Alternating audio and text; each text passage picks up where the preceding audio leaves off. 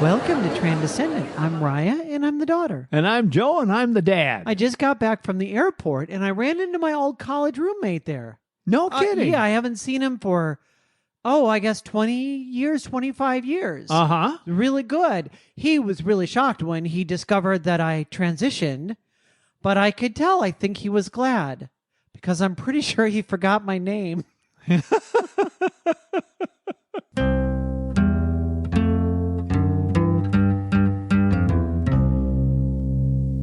In this podcast, you've heard us say so many times that you need to educate yourself, learn, but we rarely have told you where to go with that. We can say broad-based things like the library or something else. And we try to do, of course, our own teaching right here through this podcast. So this is a great place to learn, but you're only really getting our perspectives. We thought this time it would be a good idea for us to tell you about some of the movies, TV shows, those kinds of things that we have found either educational or inspirational or helped us to understand one particular aspect of something that we really didn't know a lot about before.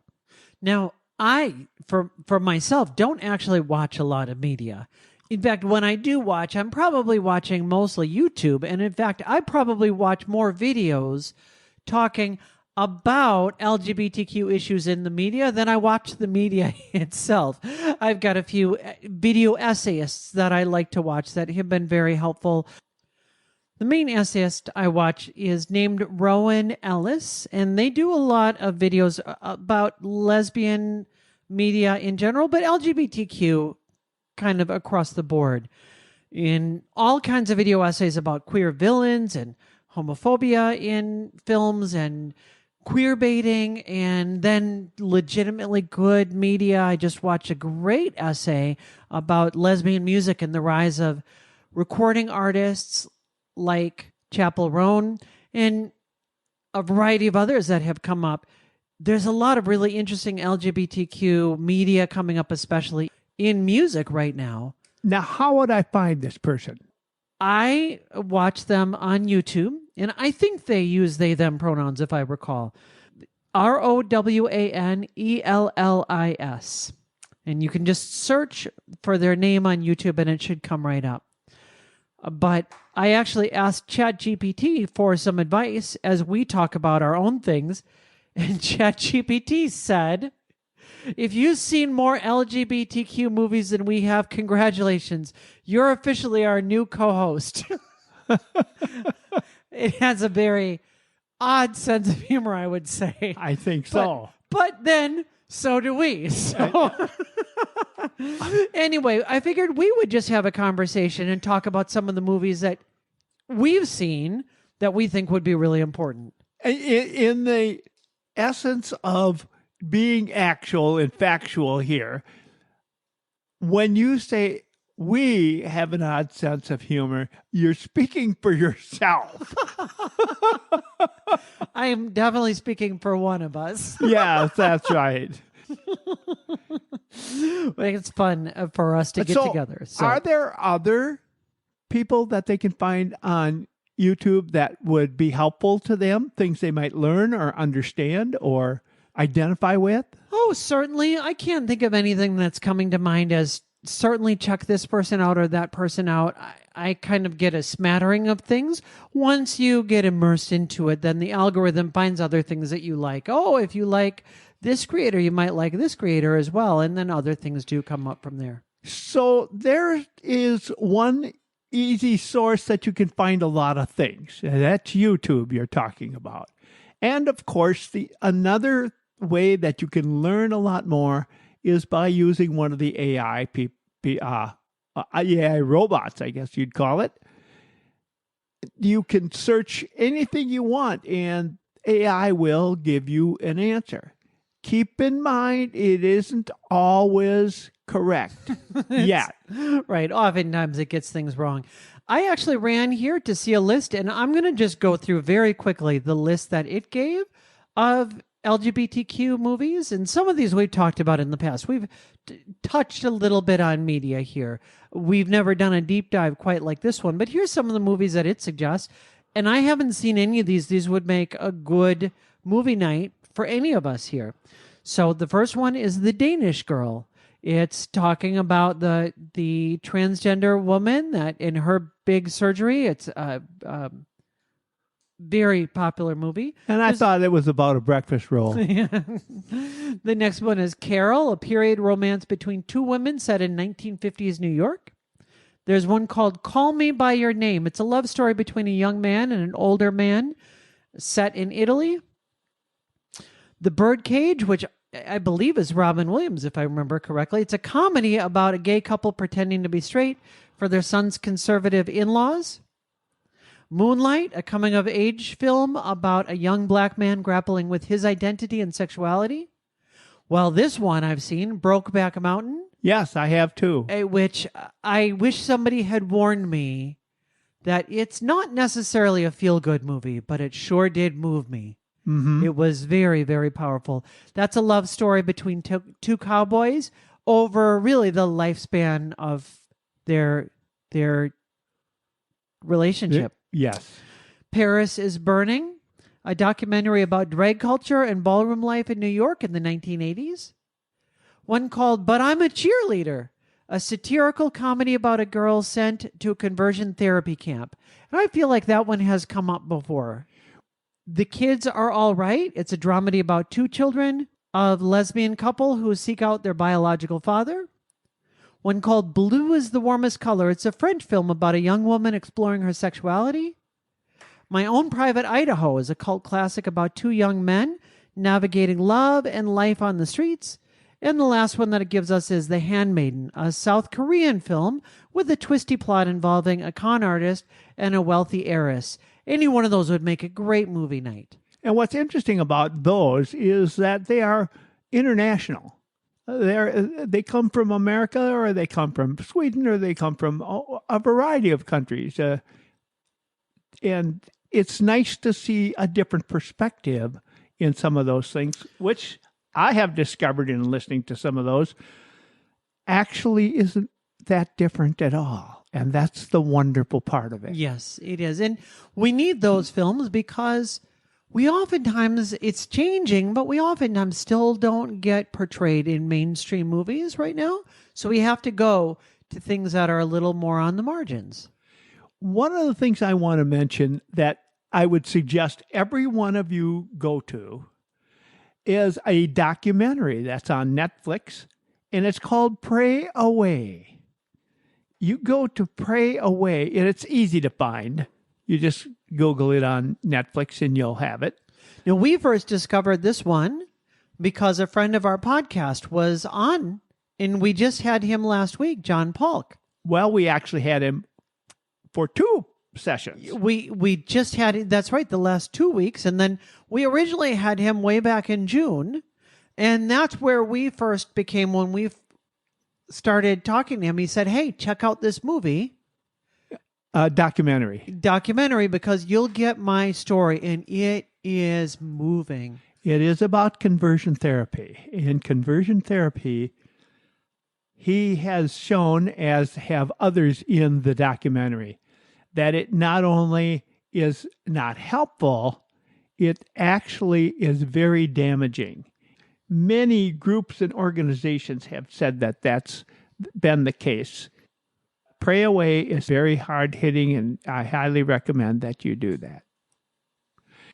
Speaking of that, a movie that I enjoyed seeing was called Boy Erased. Yeah, now I haven't seen this one. You just told me about this week. Yes, we just watched this the night before last. And I went to go look for it, and then I forgot the name of it. Boy Erased. So Yes. If you're listening to this podcast right now and you do like I did, maybe you're out walking or you're doing the dishes or you're listening to this podcast, you imagine an eraser at the end of a pencil. Just get that in your mind. Boy Erased. And I'll do the same thing where I go back to find it. Yes, and what Boy Erased is about is it's a son who is raised by a very conservative mother and father. And as he comes out to his parents, he struggles to reconcile with his sexual identity and his family's Christian beliefs. So through that, they decide they're going to send him to one of these Christian conversion things to make him straight. It is a very moving story. It is based on a true story, which is his diary. There are two things in there which are both kind of violent, which were not in his diary, so we think that was added. One of those is where all of the students in the conversion therapy group have to, one after another, walk up front where he's sitting in a chair and beat him on the head with their Bibles. That is not documentary according to his diary. So that, and I can't remember what the second one was, but you'll notice in there, if you read about it, that's mentioned as well. So they took some liberties with it. Yes, they did. Those scenes are probably a way for the cinematographers to show visually something else that was happening that they had a harder time showing. I would say that Boy Erased was a very moving story, however, and I would recommend it to anyone. And I think it definitely reflects how everyone who has been forced to go to conversion therapy has reacted. I think it's very realistic. So I would highly recommend that. Is it a movie? Can you feel like it's going to be a feel-good movie in the end? Is it sort of... No. Or is it... No, it's going to be... So get ready with your tissues then. And Probably. Yeah. I'm Monica Scarbin.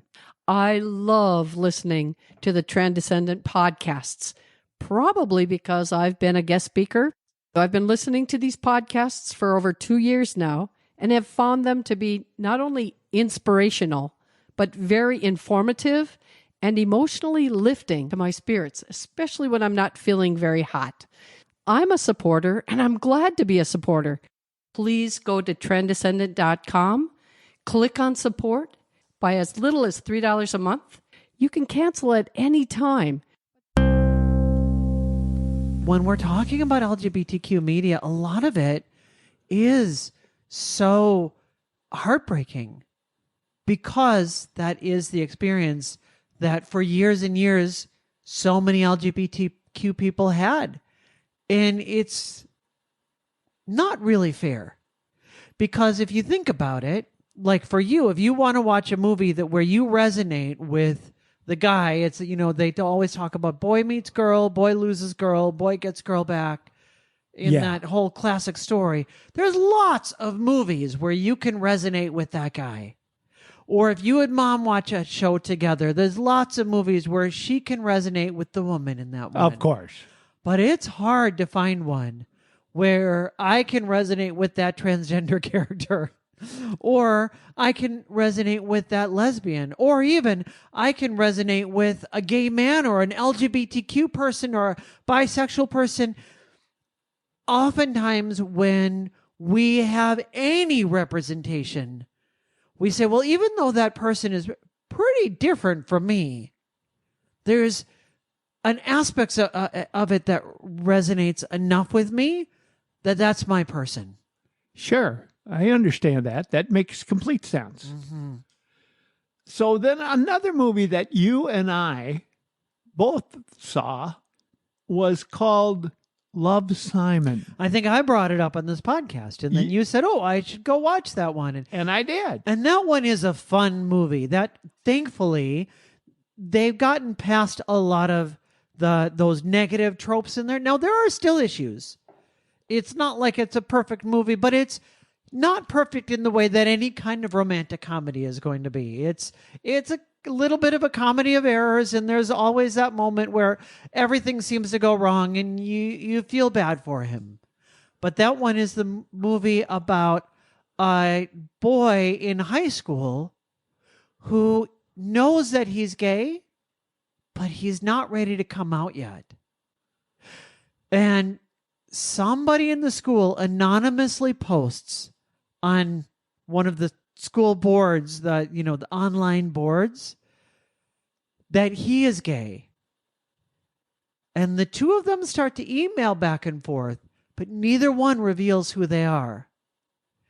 And it shows how far we've come. One of the things I really love about the movie is if you've seen those old high school movies, especially from the 80s, the movies like, 16 Candles or Can't Buy Me Love or any of those high school movies, they set all of the tropes. There's always the scene where the main character is invited to a party and drinks too much and some stupid thing happens.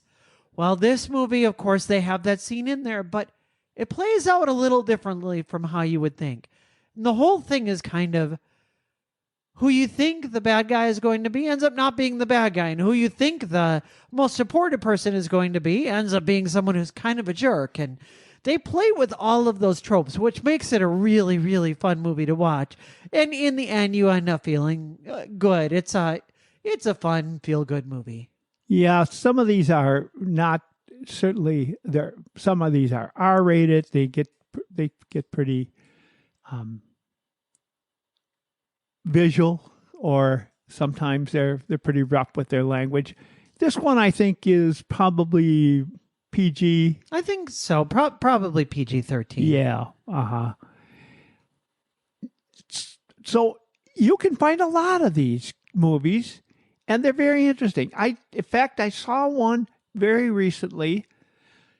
Can't remember the name of it. I want to say it is Attention, but that's not correct.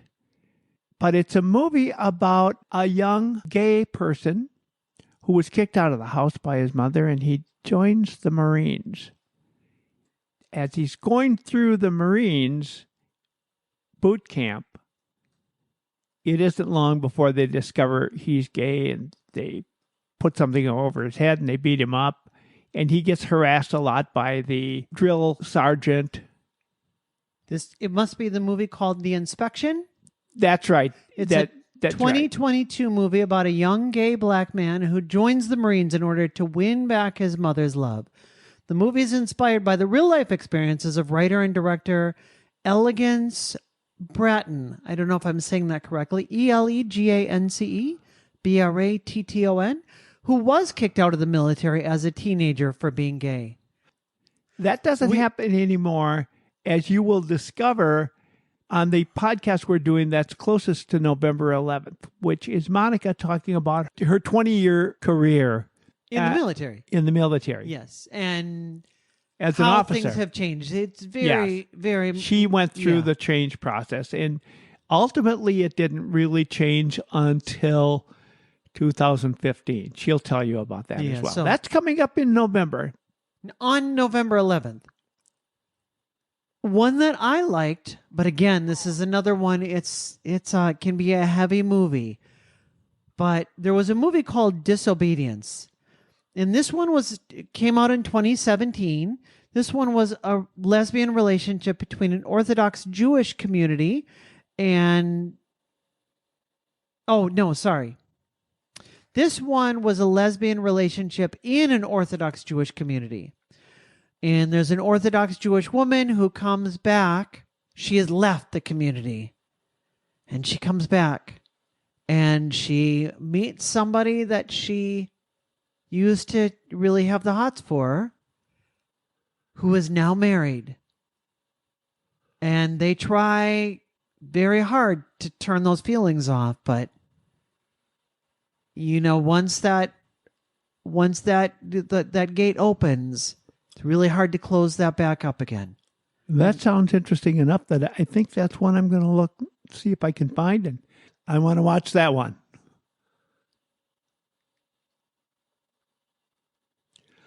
Are there other movies you wanted to mention, or can we go to something else, another media, like books?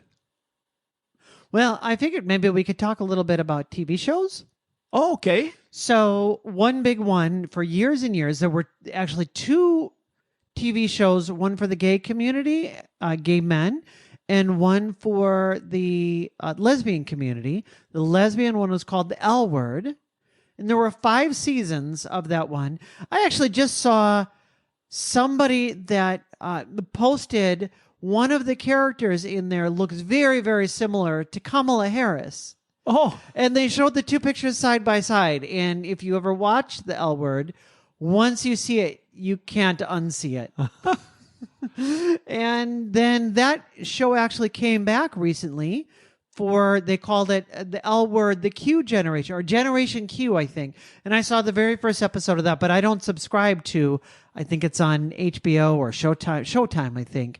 And I don't subscribe, so I haven't seen it, but I would love to watch that one. So there's, I think, 2 or maybe 3 more seasons now with the new one. Then on the gay side, there's a show called Queer as Folk, Folk, Queer as Folk. And it's basically gay men. It's sort of Sex in the City, but from the perspective of gay men.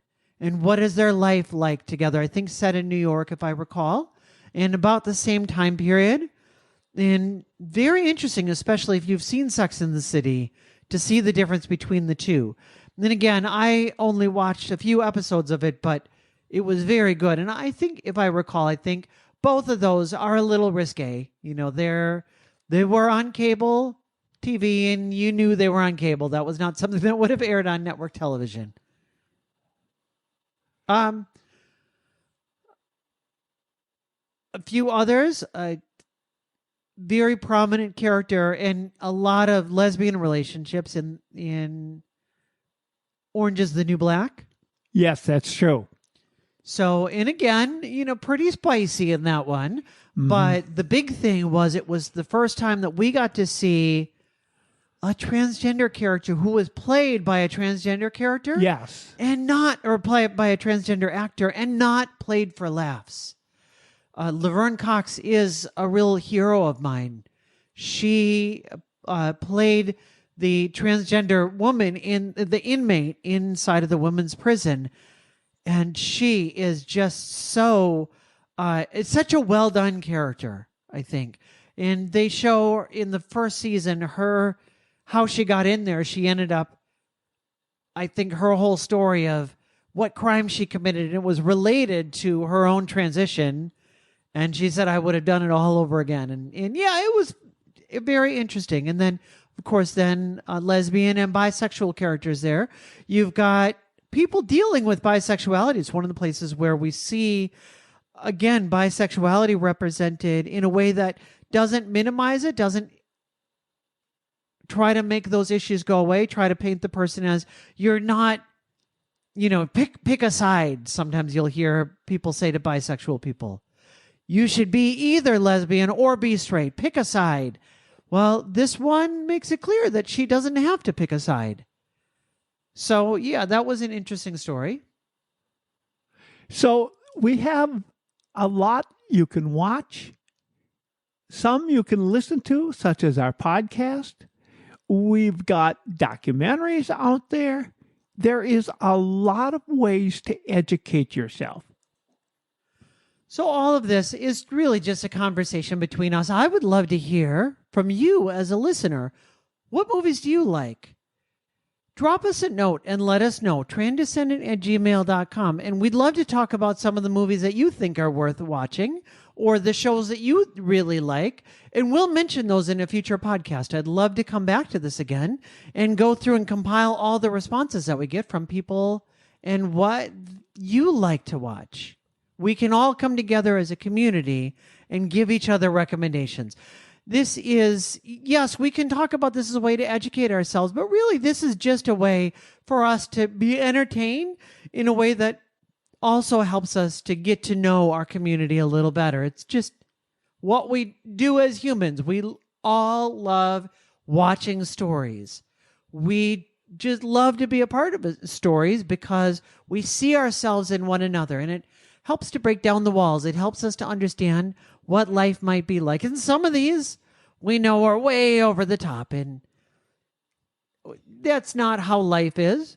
But we understand that when we watch other media, we'll understand it in these kinds of things too. It's just good to try to make the things that we watch and the diet of media that we consume to be a little more diverse. Yes, I think that's great. And if we can do that, we begin to understand other people. One of the things I did learn early on is that when we talk about LGBTQ plus, they don't always understand each other. So that's a little bit more like reality.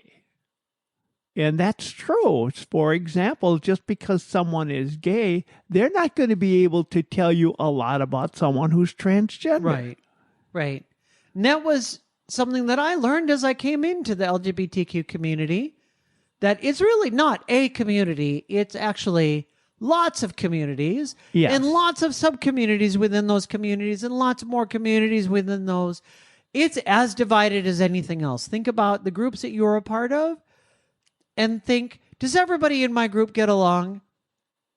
There is no group. As long as it's made up of humans, we're going to have ways to misunderstand one another. And it's always good for us to find ways to just connect with other people's experience. There are some things that will connect people that you think wouldn't, and there are other things that you think should connect people, and it doesn't. Right. One way that you can connect with people is by coming back to this podcast every week. We're so grateful to have you here. Thank you for coming week after week. We're trying to give you a lot of great things that you can be thinking about so that you can go forth to your LGBTQ loved ones and be more loving towards them. Ways that we can improve relationships, ways that we can bring positivity into everything that we do. And with that, we'll see you Monday.